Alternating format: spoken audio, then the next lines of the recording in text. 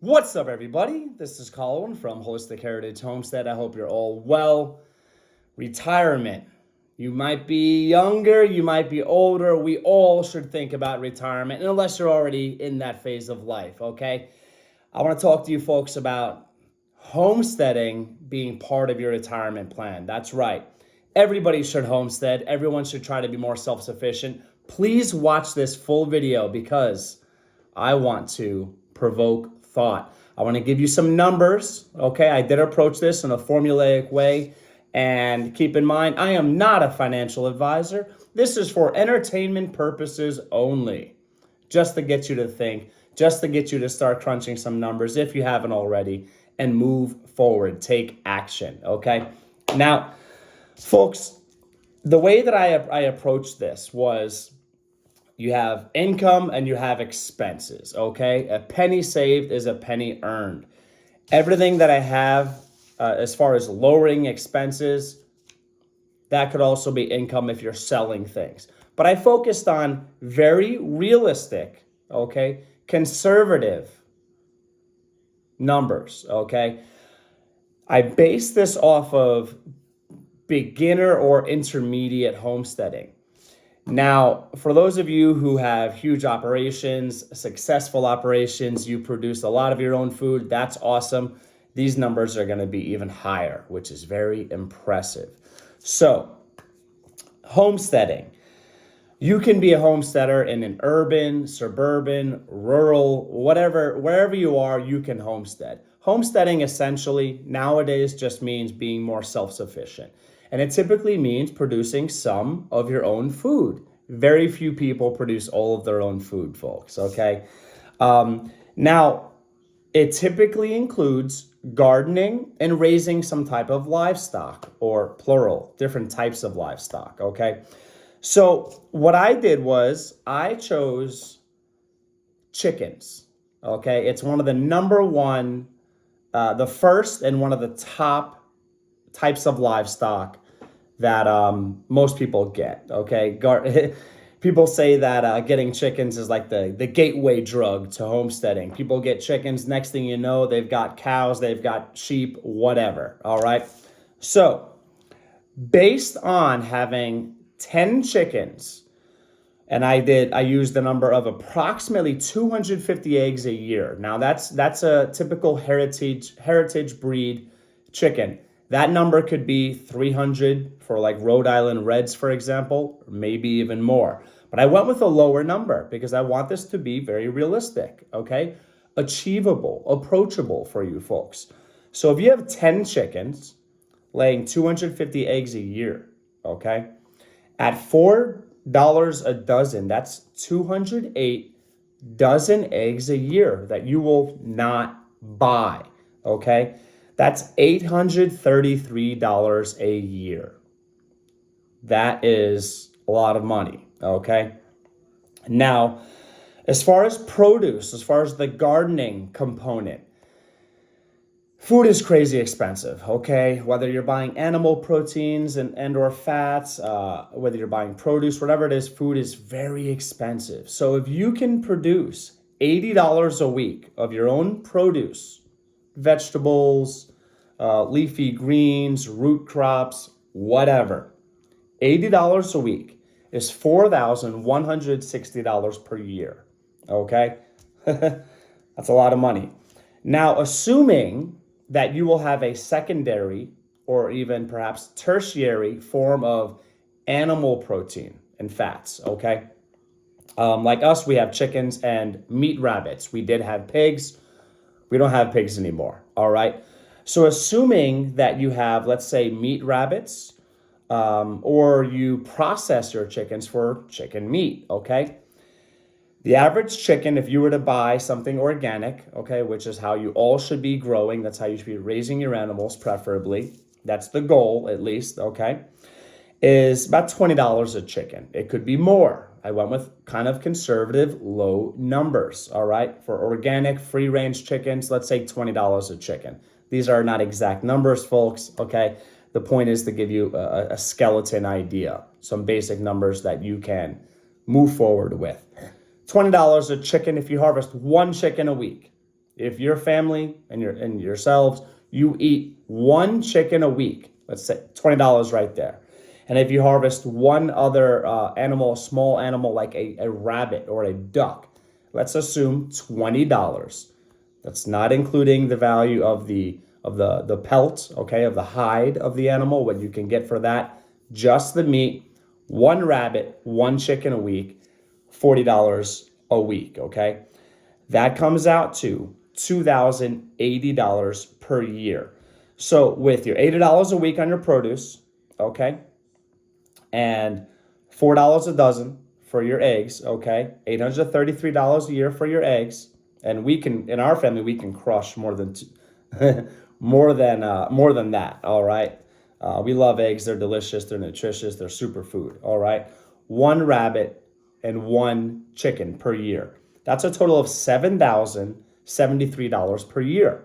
Now, that is the equivalent of if you had $140,000 at 5% interest return, whether you have a certificate of deposit, a high yielding savings account, whether you own securities like stocks, ETFs, bonds, REITs, known as REITs, I believe.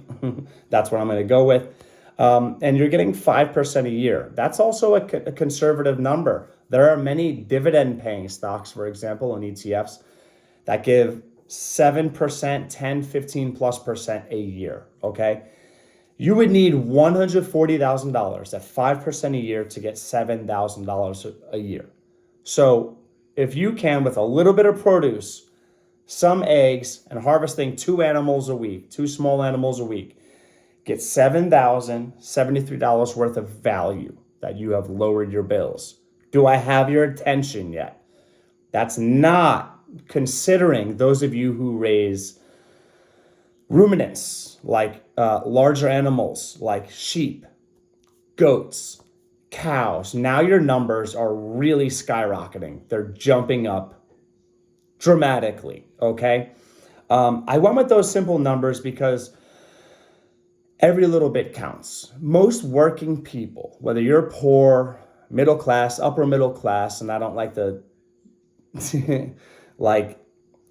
refer to people that way. I'm talking about income levels, folks, okay? So no disrespect, okay? If you fall into those categories, you're probably struggling, all right? I looked up a quick research. Now, the average food cost per American family per month is $832 a month. A single person, $500 to $600 a month. A four-person family is, and I'm looking at notes here, folks, okay? I did write some things down. $1,500 a month. Now, those numbers can range dramatically based on the type of food you're buying and how much you eat. Everybody eats different amounts of food, okay? And whether or not you get free food at work, or there's different things to consider. But those numbers, they sound pretty realistic. They sound pretty good, okay, as far as being correct, all right? Now, for our family, we have 5 people living in our home. My beautiful, amazing, perfect wife, and our 2 beautiful, amazing, perfect sons. And my mother also lives with us. We have 5 people we're feeding, all right? I would say it's very easy for us to hit $1,500 a month or more. Now, we do at least sometimes buy organic, grass-fed, high-quality options, okay? Because we value health, okay? Health is wealth. Without health, you have nothing. You have nothing, all right? So I want you to consider those numbers. Now, those are that's not considering any sales, any income, anything on the plus side of things. If you're selling a little bit of jelly, jam, seeds, medicinals, salves, comfrey as far as like the roots for planting, Egyptian walking onion, bulbils. There's so many different ways of making money when it comes to homesteading. Now, don't listen to the people who say, oh, you can't make money homesteading. Why? Because we have small amounts, humble, what might be considered humble amounts of money, but you can absolutely make money homesteading. And there's plenty of people with YouTube videos, you can look it up, okay? Primary source information, assuming they're not lying, who are not only surviving, okay, the homestead life, they're thriving with the homestead life and they're making some serious money. Some people are into market gardening, okay, making $60,000+ a year, okay? When you have value added products, it's one thing to sell some homegrown, organically grown blackberries. Maybe you can't claim they're organic unless you pay certain fees and get certifications or whatever, but maybe they're organic as far as how you grow them. Blackberries, that's great. I recommend taking that product or other products and turn them into something else. Turn that blackberry into a jam, a jelly, a compote. Now, okay, with a little bit of an investment of some sugar, some pectin, water, you have really increased your gross profit margin dramatically, all right? I want to encourage you folks. There's too many people out there saying you can't. You can't this. I don't like the word can't in life when it comes to most things. I do believe in being realistic. That's why I approach this in a formulaic way and I crunch some numbers. These things that I've said, they're very achievable. And I want you to go for it. I want you to give it a shot. Things to keep in mind as far as money. Think about how many times people, they run to the store, all right, to use an expression perhaps. They go to the store for milk. They need some bread. They need some eggs, okay? Basics, staples in the typical American diet. Well, if you've got some eggs that you just harvested, you've got a cow, you have sheep, whatever, you have milk, you're saving on the trip too. Now, that could be a here and there thing, and it's difficult, arguably impossible to quantify that. But you're saving money on fuel, and you're keeping your mileage on your vehicles lower because you don't have to leave and go food shopping as much. Okay, a homesteader might go shopping once every 3 months, as opposed to people who do not homestead, who might go every week, perhaps bi-weekly or once a month, okay? You're lowering your mileage on your vehicle or vehicles, all right? And also, you're using your vehicles less. That's less wear and tear. That's money. Less oil changes, less maintenance. It all adds up. It's all synergistic, okay? It's all connected, all right? And time. Time is priceless. You cannot put a dollar amount on time. We all have a finite amount of time, okay, that God gives us here on earth in this existence, okay? So if you value your time, you should be homesteading. Now, besides the monetary reasons that you should be homesteading as part of your retirement plan, where, yes, I encourage you to have money saved. Yes, I encourage you to have investments, okay? Talk to a financial advisor. I'm not a financial advisor. I do invest, okay? I do invest, and we do save a little bit, okay? And my wife and I are very much hardworking middle-class people. And our retirement plan, a big part of our retirement plan is going to be homesteading. If you take that, $18,000 a year for a family of 4, if you produce 50% of your food, there's $9,000 a year. And you're getting healthier food. So speaking of the things that are important to think about that are not about money, your health and wellness, all right? If you're homesteading, you're probably spending time outside, arguably more time outside than people who do not homestead. So vitamin D is a hormone in the body. It's not just a vitamin, and it's so important. Most people are deficient. You're getting more sun exposure. Okay, I've talked about the details of that in previous videos. Please check out my previous videos. You're getting more vitamin D. It's highly likely that you will live longer because of that one reason alone. Also, you're active. Gardening, raising livestock, homesteading, it's active. Now, if you're older, if you're in your 60s, 70s, 80s, I'm not sure what's considered old. I don't think there's a specific number. That's subjective, right? you should have systems in place that make it easy for you. You don't want to be lifting up 50-pound bags of livestock feed. You don't want to be carrying 5-gallon buckets. Like, these are the things that I do. Okay, I'm 41. Across your property, you want to have automated things, systems in place to make it easier for you. And you can control how physical your homesteading experience is, but you're still physical. You're still getting your hands in the dirt, in the soil, okay, which has its own health benefits. You're still getting fresh air, health benefits, okay? And you're still moving and grooving, you're making things happen. So your caloric expenditure is going to be higher than a person who lives a sedentary lifestyle and spends their retirement watching Netflix and wasting their life, okay? Not that that is inherently a waste, but too much of that is a waste, okay? There's better ways to use your time, but I understand entertainment on occasion and mental escapes, okay, are great, okay? I recommend getting better things in your intellectual diet than Netflix, unless you're watching a documentary, hopefully something that's not like propaganda. I digress. Exercise, sunlight, better for your health. And also there's a psychological component, or components rather, plural, of raising livestock, of gardening. It's very, very good and probably provable for your psychological well-being, okay? Please check out my previous video discussing the mental benefits, the psychological benefits of gardening, all right? When you're doing things like that, you have purpose.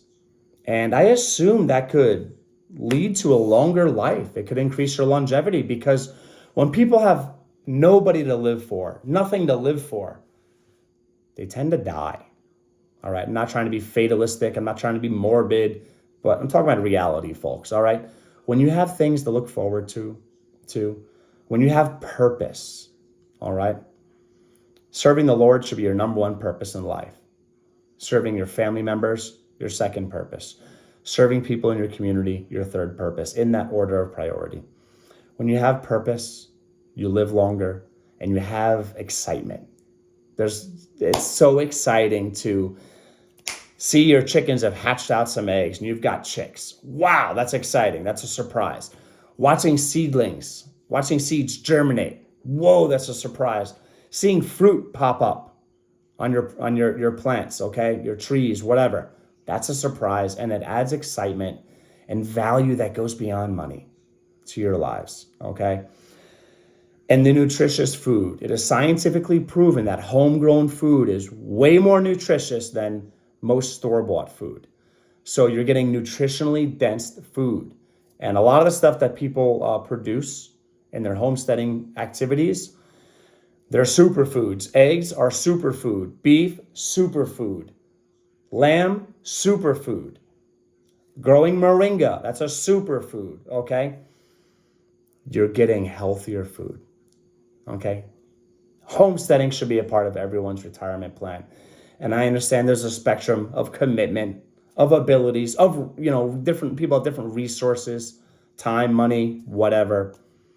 Everybody should be doing something. And if that means growing a few herbs on your windowsill or in your window, whatever, windowsill I think might be correct, then do that. That alone could save you like $10 a week.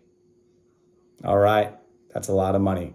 $520 a year, that's a lot of money. Go on vacation with that money you saved, or a staycation, whatever.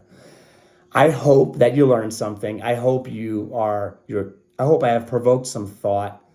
And I hope you're going to really try to make homesteading a part of your retirement plan. Please subscribe if you haven't already. If you haven't, what are you doing? Make it happen. Get the notifications, hit the bell, whatever it is, all right? Get involved in the comments below. Thank you so much. Take care, everybody.